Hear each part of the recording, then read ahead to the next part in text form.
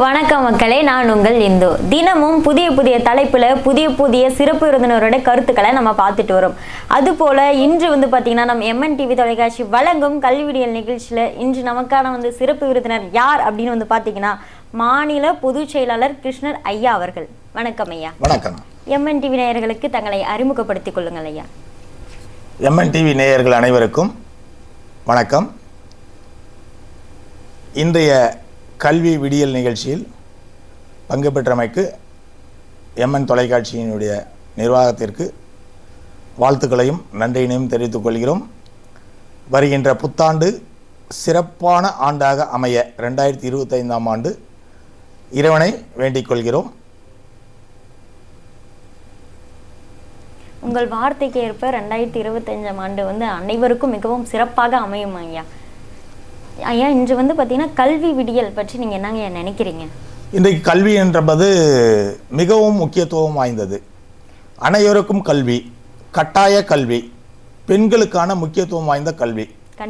கண்டிப்பாக இன்னைக்கு பெண்கள் முன்னேற்ற பாதையில் இன்றைக்கு உலகளாவிய அளவில் முன்னேற்ற பாதையில் கல்வியை நோக்கி தரமான கல்வி, சிறப்பான கல்வி இன்றைக்கு தமிழ்நாடு அரசும் இந்திய அரசும் சிறப்பான ஒரு வழிகாட்டியை பெண்களுக்கான சிறப்பான ஒரு கல்வியை வழங்கிட்டு வருது. அதுவும் நம்ம தருமபுரி மாவட்டத்தில் கடந்த ஒரு 10 ஆண்டுகளாகவே இந்த கல்வியினுடைய தரம் மிக உயர்ந்த உச்ச நோக்கில் மிக்க ஒரு வரலாற்று சிறப்பு மிக்க ஒரு தேர்ச்சியாகவே நாம் கருதுகிறோம். ஏனென்றால் 95 விழுக்காடு என்பது மிகப்பெரிய ஒரு அசுர வளர்ச்சியான ஒரு தேர்ச்சி விகிதம். அப்பேற்பட்ட ஆசிரியர் பெருமக்களுக்கு, கல்வி போதிக்கின்ற இருபால் ஆசிரியர்களுக்கும் எங்களுடைய மனமார்ந்த வாழ்த்துக்களையும் நன்றியினையும் தெரிவித்துக் கொள்கிறோம். அருமை அருமையா. தொழிலாளர்களுக்கான நலவாரியம் பற்றி சொல்லுங்கள் ஐயா. தொழிலாளர்களுக்கான நலவாரியம் என்பது மிகப்பெரிய ஒரு நீண்ட நெடிய வரலாறு. அந்த நீண்ட நெடிய வரலாறு என்பது பார்க்க போனோம்னா 1984ஆம் ஆண்டு கட்டுமான தொழிலாளர்கள் ஒன்றிணைந்து அவருடைய குடும்ப சூழல்கள், அவருடைய போதிய வருமானங்கள், அந்த இதை ஒரு கணிச்சு அடுத்த கட்டம் அரசுக்கு இந்த தொழிலாளி பல்வேறு கட்டங்களை ஒரு அன்றாட காட்சியாகவே இருக்கிறாரு அப்படின்ற கான்செப்ட்ல பல்வேறு கட்ட தொழில் சங்கத்தினுடைய தலைவர்கள் ஒன்றிணைஞ்சு அந்த ஆண்டில் ஒரு மிகப்பெரிய ஒரு போராட்டங்கள் சென்னையில் ஏற்பாடு பண்ணி அரசுக்கு ஒரு கோரிக்கைகள் பல்வேறு கோரிக்கைகள் முன் வச்சு அந்த கோரிக்கையின் அடிப்படையில் அந்த தொழிலாளிக்கு விபத்தில் ஒரு இடத்துல வேலை செய்கிறாரு, ஒரு பணிமனையில் வேலை செய்கிறாரு, ஒரு பில்டிங்கில் வேலை செய்கிறாரு.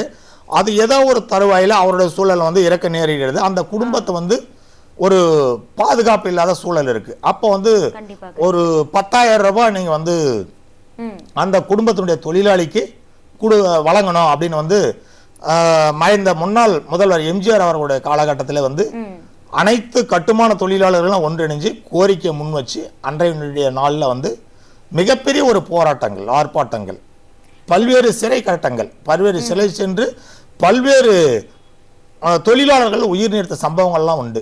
அந்த கட்டத்தில் ஐயா ஈரா குலசேகனார், தலைவர் பொன்குமார் அவர்கள் மற்றும் ஏனைய பல்வேறு தொழிற்சங்க தலைவர்கள் அன்றைய தேதியில் சிறை சென்று பல்வேறு ஆர்ப்பாட்டங்கள், போராட்டங்கள் வாயிலாக கிடைத்தது தான் 1996ஆம் ஆண்டு கட்டுமான தொழிலாளர்களுக்கான நலவாரியம் அரசினுடைய கொள்கை முடிவுக்கு ஆய்வுகள், பல்வேறு ஆய்வுகள் மேற்கொண்டு கொண்டு வரப்பட்டது. அதனுடைய விளைவாக 1998ஆம் ஆண்டு தொழிலாளர் கட்டுமான தொழிலாளர் நலவாரியம் உருவாக்கப்பட்டது. அருமை அருமையா. எந்த ஆண்டு வந்தது, எப்படி வந்தது அப்படின்னு சொல்லிட்டீங்க. இப்போ தொழிலாளர்கள் இயற்கை மரண நிதி அப்படின்ட்டு ஒன்று இருக்குங்களா? இருக்கு. அது என்னன்னா அன்றைய காலகட்டத்தில் 10,000 ரூபாய் இருந்தது. ஒரு குடும்பத்தினுடைய தலைவியோ தலைவனோ அந்த கொத்தனார் வேலை, சித்தால் வேலை, இந்த மாதிரி பிளம்பர், பிட்ரு, எலக்ட்ரிஷியன், பெயிண்டர் மற்றும் அந்த 60 வகையான தொழிலாளி அந்த தொழிலில் ஒரு பில்டிங் கன்ஸ்ட்ரக்ஷன் ஈடுபட்டு வராங்க. கீழே கடக்கால் நோன்றவங்கள இருந்து கண்டிப்பா அந்த பேஸ் மட்டம் கடக்கால் நோன்றவங்க வந்து கடைசி வந்து அந்த மைக் செட் பந்தல் போடுறவங்க வரையில வந்து இந்த கட்டுமான தொழிலாளியை வந்து நாங்க வந்து பாவிச்சுட்டு வரோம். அந்த தொழிலாளர்களுக்கு வந்து என்னென்ன தேவைகள், அவங்களுடைய குடும்பத்தினுடைய தேவைகள் என்ன, அவங்களுடைய பணி பாதுகாப்பு என்ன, அவங்களுடைய தொழிலாளர் நலவாரியத்தினுடைய பாதுகாப்பு என்ன என்பதை நாங்கள் வந்து சங்கத்தினுடைய தரப்புகளை வந்து அனைத்து தொழிற்சங்கத்தினுடைய தலைவர்களும் அரசுக்கு வந்து பல்வேறு கோரிக்கைகள் வைக்குவோம். அப்பேற்பட்ட கோரிக்கைகளுடைய அடிப்படையில் வந்து முதல் முறையாக வந்து ஒரு 10,000 ஒரு குடும்பத்துக்கு அந்த இயற்கை மரண நிதியை வந்து கொடுத்துட்டு இருந்தாங்க. அது ஆட்சி மாற்றங்கள் படிப்படியாக வந்து இன்றைய சூழலில் வந்து ஒரு தொழிலாளி ஒரு ஒரு நோய்வாய்ப்பட்டு இறந்தால் அவருடைய குடும்பத்தாருக்கு வந்து கட்டுமான தொழிலாளியாக இருந்தால் 55,000 இன்னைக்கு வந்து வழங்குறாங்க. மிகப்பெரிய வரலாற்று மிக சிறப்பு. இப்போ வந்து பார்த்தீங்கன்னா இப்போ அரசின் சார்பில் வந்து கட்டுமான தொழிலுக்கான நலத்திட்ட உதவிகள் அதை பற்றி சொல்லுங்க இல்லையா? நலத்திட்ட உதவிகள் என்பது அந்த தொழிலாளியினுடைய குழந்தைகளுடைய கல்வி தரத்தை வந்து மேம்படுத்துறதுக்காக அந்த கல்வியினுடைய ஊக்குவிப்பதற்காக அந்த குடும்பத்தினுடைய சூழல் புரிந்து 6ஆம் வகுப்பு முதல் கல்லூரி படிப்பு முடிக்கின்ற வரையில் 2 குழந்தைகளுக்கு ரூபாய் 1000 முதல் 50,000 வரை, மருத்துவம் சார்ந்த படிப்புகளுக்கு ரூபாய் 50,000 வரையிலும் அரசு வந்து ஒவ்வொரு ஆண்டும் 2 குழந்தைகளுக்கு நிதியா வழங்குது. அருமையா. அப்போ தொழிலாளர்களுக்கான நிதி உதவிங்கய்யா இப்போ எந்த ஒரு பிரச்சனைகளாக இருக்கட்டும், இப்போ இயற்கை மரணமாக இருக்கட்டும், இல்லை தொழில் செஞ்சுட்டு இருக்கும் போது ஏதாவது ஒரு பிரச்சனையால தவறிட்டாங்க அப்படின்னா இருக்கட்டும், இல்லை வேறு ஏதாவது நிதி உதவி வந்து நம்மளால முடியும் அப்படின்ற ஒரு பட்சத்துல எந்த உதவிங்கய்யா? இந்த நலவாரியத்தில் வந்து பல்வேறு கட்ட நலத்திட்ட உதவிகள் வந்து ஒவ்வொரு தொழிலாளிக்கும் உண்டு. இப்போ முன்ன சொன்னது வந்து கல்வி, அடுத்தது வந்து திருமண நிதி வந்து இப்போ ஒரு பெண் பிள்ளை ஆகட்டும் ஆண் பிள்ளை ஆகட்டும் அந்த நலவாரியத்தின் மூலமா வந்து ஒரு திருமண நிதி உதவி கொடுக்கறதுக்கு ஏற்பாடு பண்ணிட்டு இருக்காங்க. இப்போ வந்து கொடுத்துட்டு வர்றாங்க. இப்போ வந்து ஒரு 3,000 ரூபாய் இருந்தது, 5,000 ரூபாய் இருந்தது. இப்போ அரசாங்கம் மாறின அப்புறம், ஆட்சி மாற்றங்களுக்கு அப்புறம் இன்னைக்கு வந்து தொழிலாளர் நலவாரியத்தில் வந்து கட்டுமான தொழிலாளியா இருந்தால் அந்த தொழிலாளியும் திருமணத்துக்கு ஒரு 20,000 ரூபாய் வாங்கிக்கலாம். அந்த தொழிலாளியுடைய பிள்ளைகளுக்கும் ஆண் பிள்ளை ஆனாலும் சரி பெண் பிள்ளை ஆனாலும் சரி 20,000 வாங்கிக்கலாம். அதே போல அந்த தொழிலாளர் நலவாரியம் என்பது 3 வகையாக பிரிக்கப்பட்டுள்ளது. 3 வகைனா, ஒன்று கட்டுமான தொழிலாளர் நலவாரியம், இன்னொன்று ஓட்டுநர் நலவாரியம், இன்னொன்று அமைப்பு சாராத தொழிலாளர்கள் நலவாரியம். இந்த 20 நலவாரியங்கள் வந்து இந்த தொழிலாளர்களுக்காக உருவாக்கப்பட்டது. படிப்படியாக ஒவ்வொரு நலவாரியம், முதல் கட்டுமான தொழிலாளர் நலவாரியம், அடுத்தது வந்து ஓட்டுநர் உட்பட 7 நலவாரியங்கள் 2000ஆவது ஆண்டில் கலைஞர் அவர்களால் தோற்றுவிக்கப்பட்டு 1 கோடி ரூபாய் மூலதனத்தில் அந்த நலவாரியம் உருவாக்கப்பட்டது. அந்த நலவாரியம் உருவாக்கப்பட்ட பின்பு 2010ஆம் ஆண்டு பாதையோர வணிகர்கள் நலவாரியம் மற்றும் கடை நிறுவனங்கள் பணிபுரியும் தொழிலாளர் நலவாரியம் என்பது வெற்றிலை பாக்கு விற்பவர் முதல் குண்டூசி விற்பவர் வரையிலும் சாலை வியாபாரிகள், கூடை வியாபாரிகள், தள்ளுவண்டி வியாபாரிகள் மற்றும் அனைத்து விதமான வியாபாரிகளும் கடை நிறுவனங்கள் பணிபுரியும் தொழிலாளர்களுக்கும் தனியாக ஒரு சிறப்பு நிதி உருவாக்கப்பட்டு அந்த நலவாரியம் உருவாக்கப்பட்டு இன்றைக்கு நடைமுறைப்படுத்தப்பட்டு சிறப்பாக நடந்து கொண்டிருக்கிறது. இப்போ அமைப்பு சாரா அதை பற்றி சொல்லுங்களேன். அமைப்பு சாரா தொழிலாளர் என்பது கட்டுமான தொழில் சார்ந்தவங்க வந்து 63 வகையான தொழிலாளிகள் வராங்க.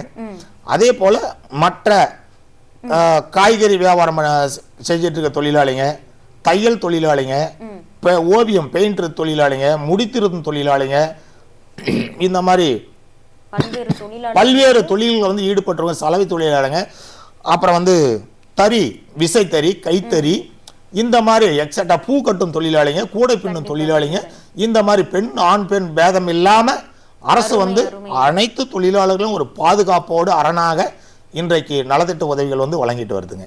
அருமையா. எந்த தொழில் என்ன எல்லா தொழிலாளர்களுக்கும் வந்து பாத்தீங்கன்னா ஒரு பாதுகாப்புன்னு சொல்லிட்டு ஒரு சேவை வந்து பண்ணிட்டு வரீங்க. அது மென்மேலும் வளர்ந்து மிக பெரும் வெற்றி வந்து அடையும்.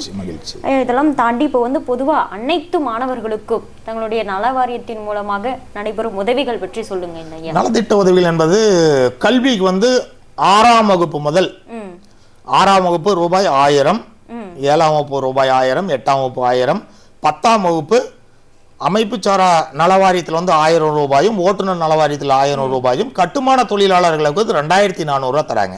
கண்டிப்பா 11ஆம் வகுப்பு 3000 ரூபாயும் கட்டுமான தொழிலாளர்களுக்கு, 12ஆம் வகுப்பு 3000 ரூபாயும், 12ஆம் வகுப்பு தேர்ச்சி 3000 ரூபாய். அதே போல கல்லூரி படிக்கின்ற மாணவர்களுக்கு வந்து கல்லூரி படிக்கக்கூடிய மாணவர்களுக்கு வந்து ரூபாய் 4000 அவருடைய பெற்றோர்கள் வந்து நலவாரியத்தில் உறுப்பினராக இருக்கணும்.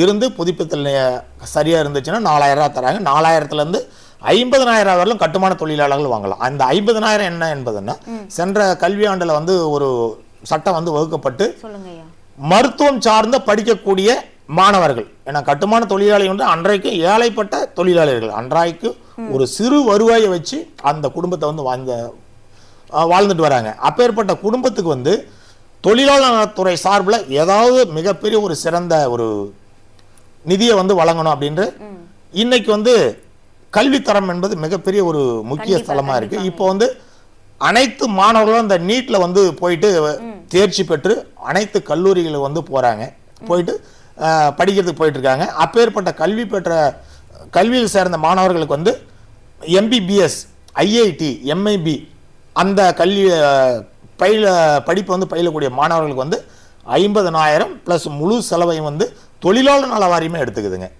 அருமை அருமைங்க ஐயா.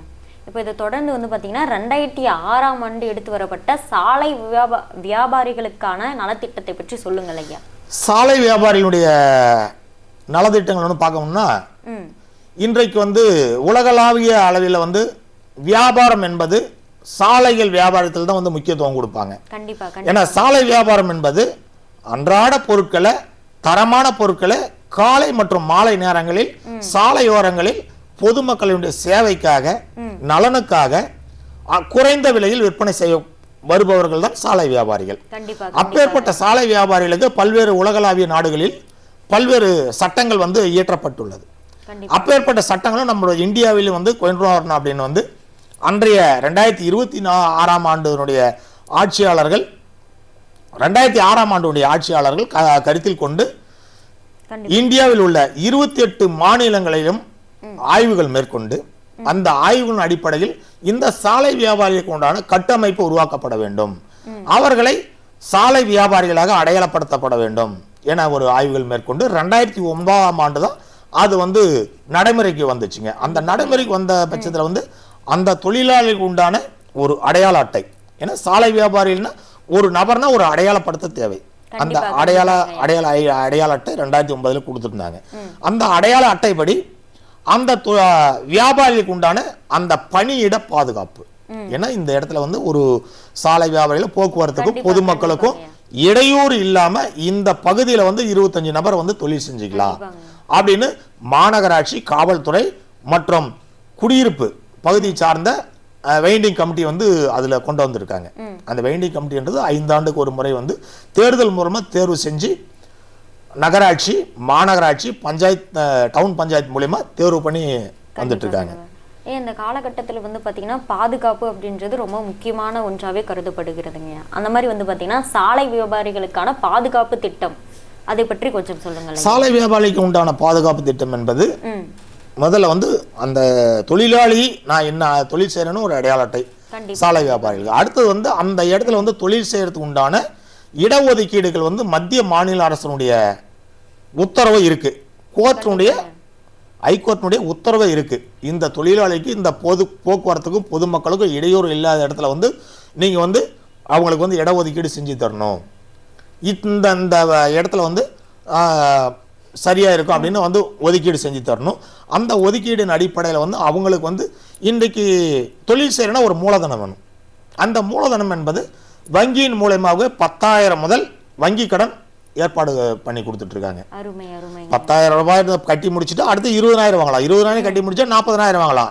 ஏன்னா நம்முடைய நடத்தையை பொறுத்து தான் வங்கி நமக்கு வந்து நம்பிக்கையின் பேர்ல அந்த கடனை கொடுக்குது. அடுத்து வந்து குடும்பத்துடைய மருத்துவ காப்பீடு உண்டு. இதுல வந்து நாங்க வந்து எல்லாமே வந்து அரசுக்கு கோரிக்கை வச்சிருக்கோம். இந்த தொழிலாளர் நலவாரியத்தில் வந்து என்னென்ன நலன்கள் வந்து கிடைக்குதோ அதே போல இந்த சாலை வியாபாரிகளுக்கு வந்து இந்த அதே நலன்கள் வந்து கிடைக்கணும்.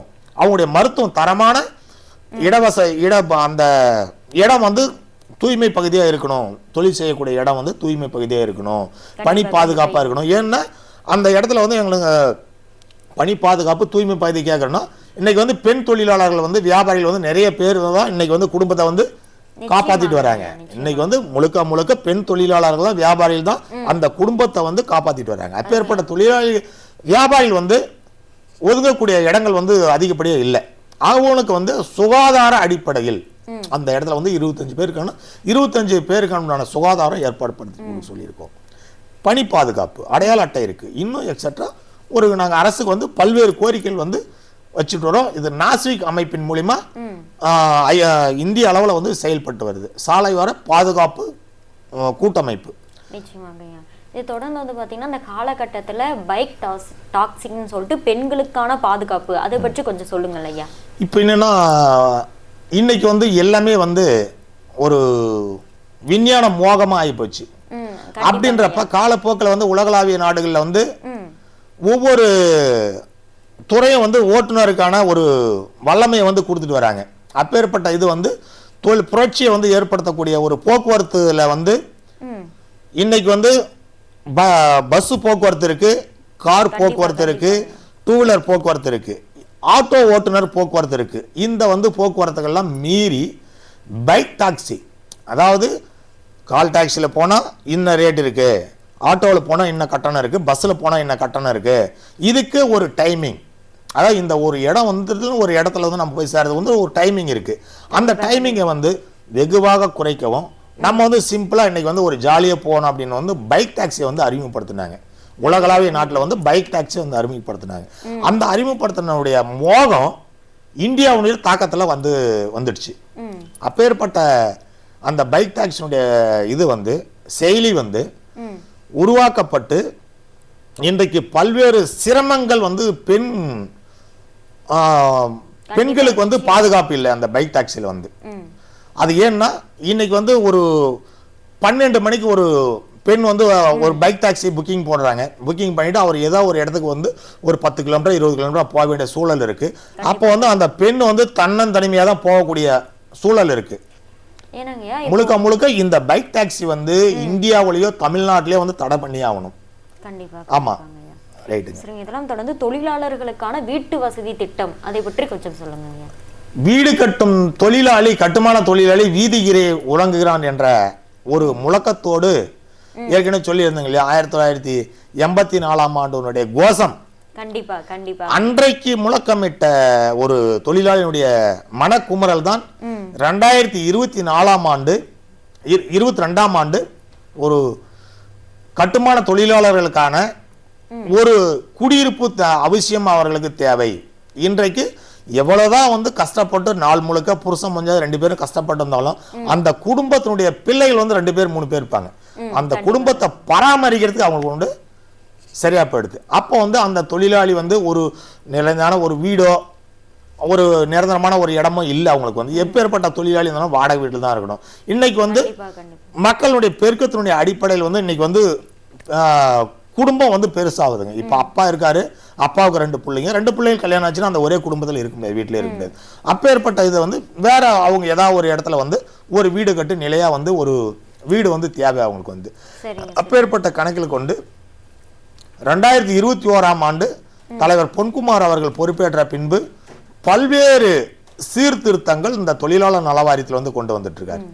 அப்பேற்பட்ட சீர்திருத்தத்தில் வந்து இந்த வீடு கட்டும் தொழிலாளி வீதியிலே உறங்குகிறான் என்ற கோஷத்தோடு முன்வைக்கப்பட்டதனுடைய அடிப்படையில் இன்றைக்கு கட்டுமான தொழிலாளர்களுக்கும் 4 லட்சம் ரூபாய் மதிப்பிலான வீடு கட்டுக்கொள்வதற்கான சொந்த இடம் இருந்தால், அவருடைய சொந்த இடம் ஒரு 300 சதுரடியில் வந்து இருந்தால் வீடு கட்டிக்கலாம் அப்படின்னு வந்து ஒரு அரசாணை வகுக்கப்பட்டு இன்றைக்கு பல்வேறு அது நடைமுறை சிக்கல்கள் இருக்கு. ஏன்னா ஒரு அரசாணை உருவாக்கப்பட்டால் அது வந்து உடனடியாக வந்து தீர்வு வராது.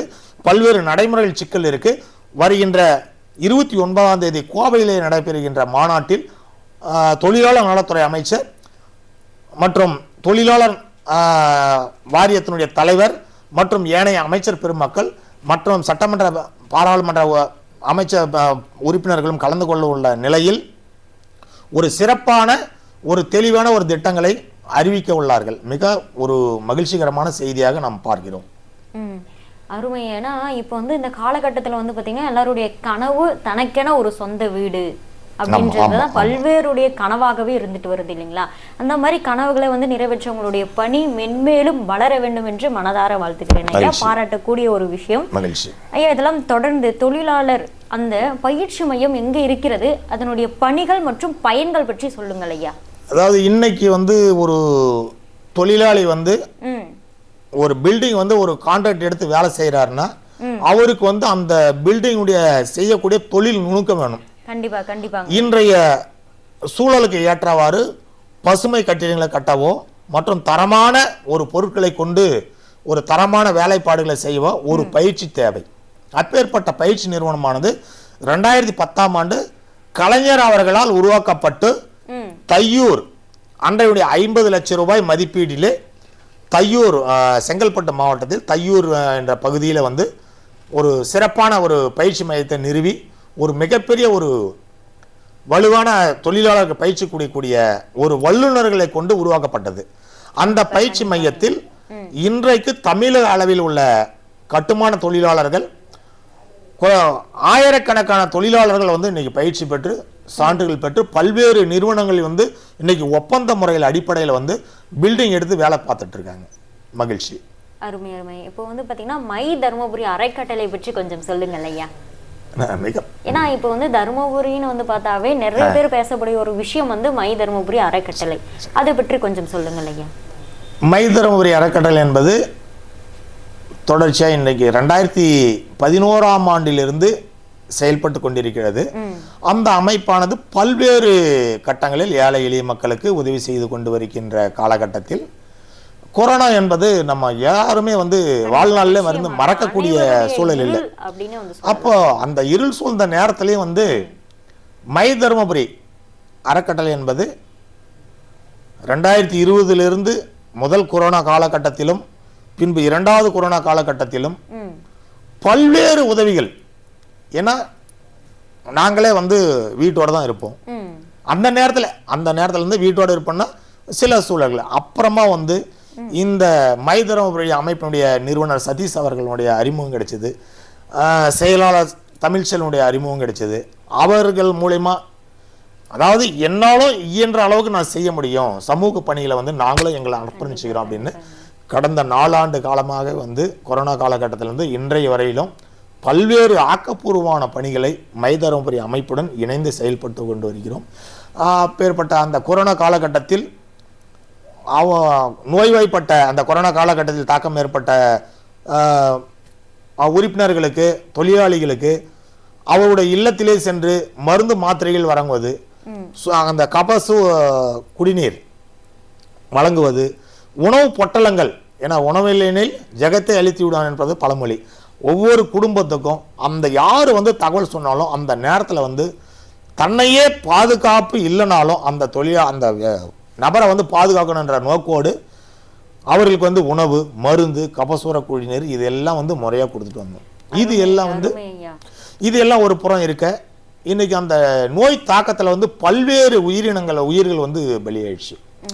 அப்பேற்பட்ட உயிர்களை வந்து அடக்கம் பண்ணுறதுக்கு யாருமே வந்து அவங்க சொந்தமே முன் வரல. சொந்த பந்தம் உற்றா உறவினர் கோடிக்கணக்கான ரூபாய் வச்சுருந்தாலும் அந்த இடத்துல வந்து யாருமே அவங்க சொந்த பந்தம் இல்லை. அப்பேற்பட்ட மை தருமபுரியினுடைய நிறுவனர் சதீஷ்குமார், தமிழ்ச்செல்வன் மற்றும் ஏனைய அந்த ஒருங்கிணைப்பாளர்களை வந்து ஒன்றிணைஞ்சு நாங்கள் வந்து சவத்தை அடக்கம் பண்ணுறோம் அப்படின்னு அந்த மருத்துவமனையினுடைய டீன் கிட்ட பேசி இந்த மைதுரி அமைப்புக்கு கொடுத்து அந்த சவத்தை வந்து முதல் கொரோனா காலகட்டமாகட்டும் 2வது கொரோனா காலகட்டமாகட்டும் மிகப்பெரிய ஒரு சேவையை வந்து செஞ்சுட்டு இருந்தாங்க. இன்றைய அளவிலும் குறைஞ்சபட்சம் அந்த ஆதரவு இல்லாத இறந்துடுறாங்க. ஏன்னா ரயில்வே ட்ராக்ல போகிறப்போ ஏதாவது ஒரு அடிப்பட்டு இறந்துடுறாங்க, வெளிமாநில தொழிலாளிங்க வராங்க, அவங்க இறந்துடுறாங்க, ஏதோ வசதி வாய்ப்பு இல்லாதவங்க நோய்வாய்ப்பட்டு ஹாஸ்பிட்டல் அட்மிட் ஆகிறாங்க, அவங்க இறந்துடுறாங்க. அவங்களுடைய சவங்கள்லாம் வந்து நாங்கள் இருக்கிறோம், உங்களுடைய உறவினர்களாக உற்றவர்களாக யாரும் அனாதை இல்லை, நாங்கள் இருக்கிறோம் என்ற உன்னத நோக்கோடு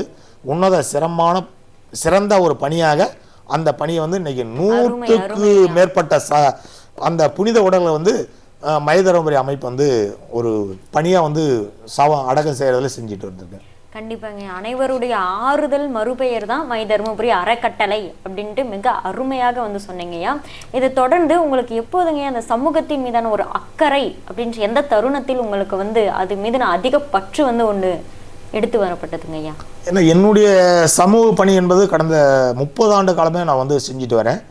அனைத்து தரப்பு தொழிலாளிகளுக்கும் ஏதாவது ஒரு விதத்தில் ஏதாவது ஒரு நன்மை செஞ்சுட்டு வரணும் அப்படின்னு 1994 என்னுடைய சமூக பணி வந்து ஒரு சிறு வியாபாரத்தில் வந்து ஆரம்பிச்சு, அப்புறம் வந்து அந்த அமைப்பில் வந்து ஒரு நகரத்துடைய பொறுப்பாளராக இருந்து, அப்புறம் மாவட்ட செயலாளர் பொறுப்பாளராக இருந்து, அப்புறம் 2009 வந்து மாநில பொதுச் செயலாளர் வந்து ஒரு அந்தஸ்தை உருவாக்கி, இன்னைக்கு மாநில செயலாளர் வந்து 15 ஆண்டு காலமாக வந்து ஒரு நிறுவனத்தை கட்டி காத்து இன்னைக்கு தமிழகம் முழுவதும் குறைந்தபட்சம் 28 மாவட்டங்களுக்கு மேற்பட்டு நிர்வாக கட்டமைப்பை உருவாக்கி 35,000க்கு மேற்பட்ட உறுப்பினர்களை கொண்ட ஒரு நல்ல ஒரு கட்டமைப்பாக அரசினுடைய நன்மதிப்பை பெற்றும் மற்றும் ஏனைய அனைத்து தொழிலாளர்களையும் தொழிற்சங்க தலைவர்களையும் நன்மதிப்போடு வாரிய தலைவர் அவர்களுடைய நன்மதிப்போடும் இன்றைக்கு வாரிய செயல்பாடுகள் அனைத்தும் உன்னிப்பாக செயல்பாடு கவனித்து வருகிறோம். அதனுடைய அடிப்படையில் தருமபுரி மாவட்டத்தினுடைய தொழிலாளர் நல வாரியத்தினுடைய கண்காணிப்பு உறுப்பினராக தேர்வு செய்யப்பட்டு அந்த தொழிலாளர்களுடைய நலன்கள் உடனுக்குடன் சென்றடையக்கூடிய ஒரு கண்காணிப்பு பணியை செய்து கொண்டிருக்கிறோம். மகிழ்ச்சி. அழகாக வந்து சொன்னீங்க. அதனுடைய உங்களுடைய சேவை பணிகள் தாங்க மென்மேலும் நீங்க வந்து வளர்றதுக்கான காரணம் அப்படின்னு நான் வந்து நினைக்கிறேங்க. ஏன்னா ஏதாவது ஒரு கட்டத்துல மற்றவர்களுக்கு வந்து நல்லது செய்யணும், அவர்களுடைய சிறிய புன்னகை போதும், நாங்கள் வந்து வாழ்ந்து கொண்டு வருகின்றோம் அப்படின்னு சொல்லிட்டு பல்வேறு நலத்திட்டங்களை சீரும் சிறப்புமாக வந்து பாத்தீங்கன்னா செஞ்சுட்டு வரீங்க. சரிங்க, அந்த தருணத்துல மனிஷ் மருத்துவ சேவை திட்டம் பற்றி சொல்லுங்க. மனிஷ் மருத்துவ சேவை திட்டம் என்பது நம்முடைய மை தருமபுரிய செயலாளர் தமிழ்ச்செல்வன் அவருடைய புதல்வன் ஏதோ ஒரு நோய் தாக்கத்தினால வந்து அவர் வந்து காலமாயிட்டாரு.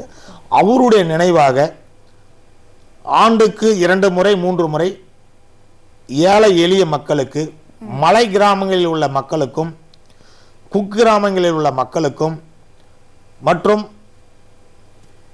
தூய்மை பணியாளர்கள், ஏன்னா ஒரு நகரத்தையோ ஒரு வீட்டையோ ஒரு பகுதியை வந்து ஒரு தூய்மை பகுதியை வச்சிருக்காங்க, அவங்களுக்கும் எந்தவுடைய நோய் தாக்கம் ஏற்படக்கூடாது என்பதற்காக அவர்களுக்கும் தூய்மை பணியாளர்களுக்கும் ஆண்டுக்கு 1 முறை 2 முறை மருத்துவ மணி சேவை திட்டத்தில் வந்து மருத்துவ முகாம்கள் நடத்தப்பட்டு அவர்களுக்கு உண்டான மருந்து மாத்திரைகள் வந்து வழங்கப்பட்டு வருகிறது.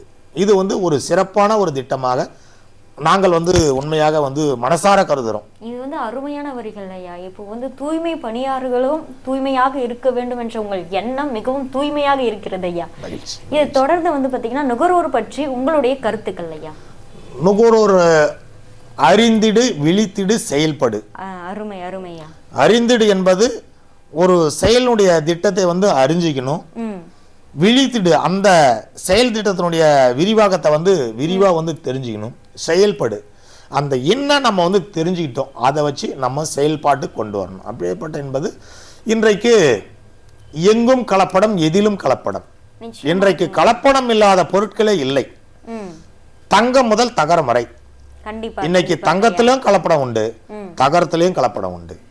இது யாருடைய தவறு நீங்க நினைக்கிறீங்க? இது யாருடைய தவறுன்னா இல்ல விற்பனையாளர்களுடைய தவறுங்களே? இல்ல, விற்பனை உற்பத்தி நிறுவனங்களுடைய தவறு. கண்டிப்பா கண்டிப்பாங்க ஐயா. பண மோகம் என்பது பணம் எல்லா விதத்திலும் சம்பாதிக்கலாம், ஆனா ஒரு நிறுவனத்தினுடைய நன்மதிப்பை சம்பாதிப்பது என்பது ஒரு தரமான பொருட்களை தரமான நேரத்தில் உரிய நுகர்வோருக்கு வழங்குவதே அந்த நிறுவனத்தின் பொறுப்பு. கண்டிப்பாங்க கண்டிப்பாங்க. இப்போ வந்து பார்த்தீங்கன்னா பள்ளி மாணவர்களாக இருக்கட்டும், கல்லூரி மாணவர்களாக இருக்கட்டும், எந்த மாணவர்களுக்கும் உங்களுடைய விழிப்புணர்வு இதுவாக நீங்க வந்து நினைக்கிறீங்க ஐயா? இன்னைக்கு வந்து பல்வேறு பள்ளிகளில் வந்து நுகர்வோர் உரிமை பாதுகாப்பு சங்கத்தின் சார்பில் விழிப்புணர்வு வந்து ஏற்படுத்திட்டு வரோம். ஏன்னா இன்னைக்கு வந்து நாடு போதையினுடைய மயக்கத்தில் வந்து அடிமையாயிடுச்சு. அப்பேற்பட்ட மாணவ செல்வங்க வந்து அந்த போதையினுடைய பாதைக்கு செல்லாமல் தங்களுடைய குடும்பம், தங்களுடைய முன்னேற்ற பாதை அடுத்த கட்டத்தினுடைய இலக்கு என்ற கோஷத்தோடு மாணவ செல்வங்கள் கண்மணிகள் முன்னேற வேண்டும் என்ற கோஷத்தை முன்வைத்து அங்கே ஒவ்வொரு பள்ளியிலும் கல்லூரியிலும் வந்து நாங்கள் வந்து நுகர்வோர் சார்ந்து விழிப்புணர்வு வந்து பண்ணிட்டு வரோம். அப்பேற்பட்ட இதில் வந்து கலப்படங்கள் வந்து எவ்வாறு இருக்குது, அந்த கலப்படத்தை வந்து மக்களும் மாணவ செல்வங்களை வந்து தவிர்க்கணும் அப்படின்னு வந்து ஒவ்வொரு இடத்துலையும் நாங்கள் வந்து விழிப்புணர்வு பண்ணிட்டு வரோங்க. அருமை அருமையா. இது வரைக்கும் பார்த்தீங்கன்னா தன்னுடைய கருத்துக்களை மிக தெளிவாகவும் அனைவருக்கும் மனதில் புரியும்படியாக சொன்ன நம்மளுடைய சிறப்பு விருந்தினர் அவர்களுக்கு நன்றி ஐயா. மகிழ்ச்சி, நன்றி. மீண்டும் ஒரு புதிய தலைப்பில் உங்களை சந்திப்பது உங்கள் இந்து. இப்படிக்கு MN TV தொலைக்காட்சி வழங்கும் கல்வி விடியல் நிகழ்ச்சி. நன்றி.